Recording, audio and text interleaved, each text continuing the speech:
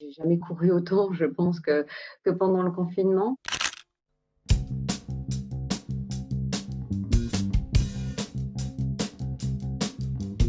Je suis dans le groupe depuis 20 ans. J'ai passé une carrière plutôt dans le marketing et la communication et le digital. J'ai fait une petite coupure quand même à un moment en passant 3 ans dans les services du Premier ministre. J'ai trouvé mon rythme, je dirais au bout de 15 jours avec la charge de travail qui m'a pas mal, rattrapée parce qu'il y avait, l'intérim de l'université à assurer, l'accompagnement des collègues à prévoir et en fait, j'ai également essayé de garder mes habitudes, s'habiller tous les matins, démarrer sa journée à 8 heures et de manière générale, on a également développé un peu plus, l'utilisation des outils collaboratifs. Ça a vraiment accéléré cet usage. Je dirais qu'il a surtout fallu commencer par s'organiser et gérer de nombreux sujets en même temps. Regarder comment les collaborateurs pouvaient profiter des financements de l'État, mais également repenser à proposer les formations que l'on avait au catalogue sous un autre format. Une grande pression également sur l'accompagnement des gestes barrières et toutes les mesures en fait pour la santé de nos collaborateurs et leur retour sur site. Quand on était très peu nombreux à être présents tous les jours, il fallait gérer un petit peu ce que les autres faisaient. Et à titre personnel, comme je l'évoquais, j'ai couru plus que d'habitude. Et mon petit plaisir, c'était de pouvoir préparer des plats instagrammables et des desserts notamment.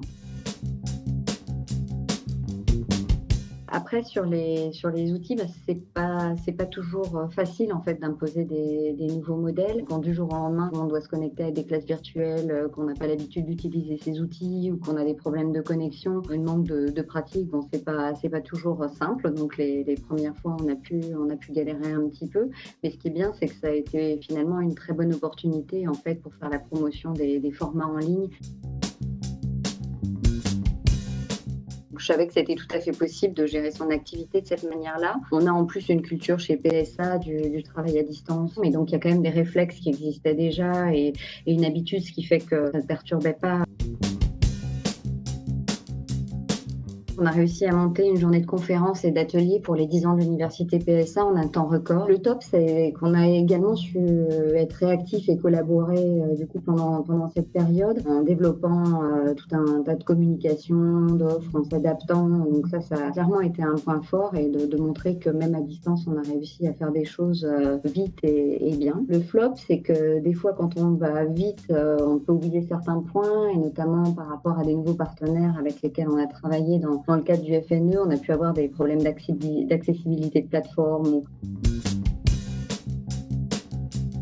Finalement, c'est la variété des situations et des réactions personnelles pendant cette période. Ça a pu démotiver certaines personnes, un très fort engagement chez d'autres. Le point qui m'a le plus touchée, c'était effectivement de ne pas avoir pu avoir tous les ressentis, tu vois, à distance et pas voir le non-verbal et que les gens se soient pas tous exprimés.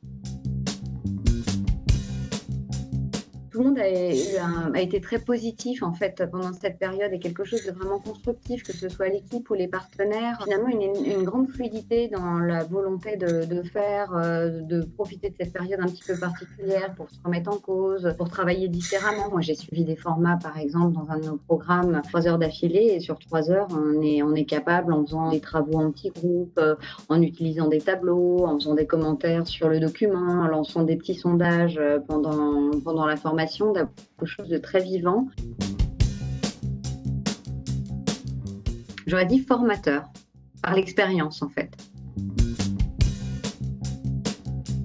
Chez PSA, en fait, on a choisi de prolonger définitivement l'expérience en transformant l'entreprise pour pouvoir permettre aux salariés de travailler les 2 tiers du temps à distance et 1 tiers du temps sur site. Donc, c'est une expérience qui, du coup, va durer chez nous et on va devoir trouver le bon équilibre entre ce que l'on fait chez soi et ce que l'on fait sur site et utiliser les bonnes pratiques et tout ce que l'on a pu mettre en place pendant cette période pour faire vivre ça demain dans le groupe.